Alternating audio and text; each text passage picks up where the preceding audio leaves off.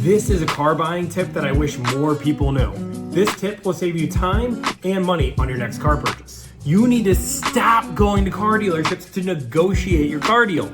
There's only two reasons you should ever step foot in a car dealership. One, to test drive, find the perfect vehicle for you.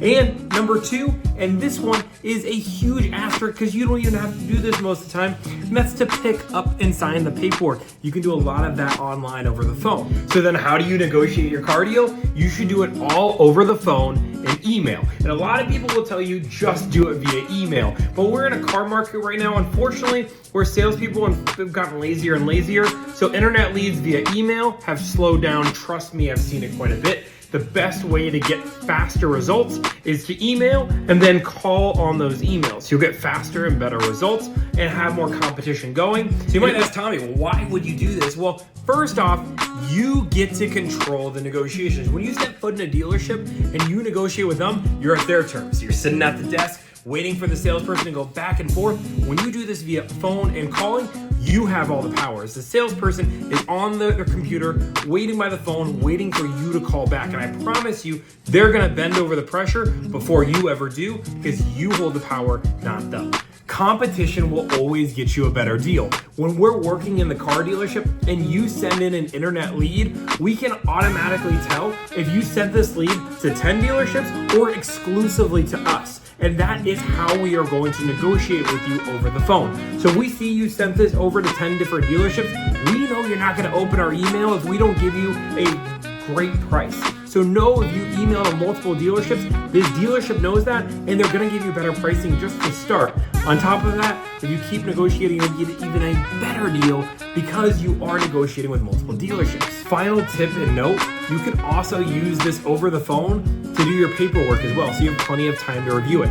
Just say that you want to have all the paperwork seen before you step into the dealership. That's gonna be the final clause. So they will have to get the finance manager involved. The finance manager will have to call you because they're gonna try to sell product, and you can easily say no and not be in that high pressure situation. Some dealerships will say this isn't an option. If you push enough, I promise you, they will send you the paperwork beforehand so you can sign it and look over everything. If you have time to look everything over or even have help, it's going to make it a world of a difference.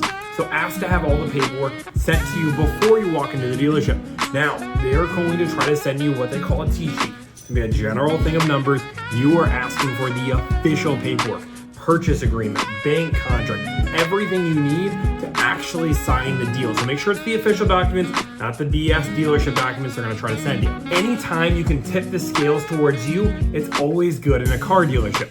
There are so many people that make the mistake saying, oh, I can beat the dealership, I'll just go right in. But they have no idea the amount of training these salespeople do.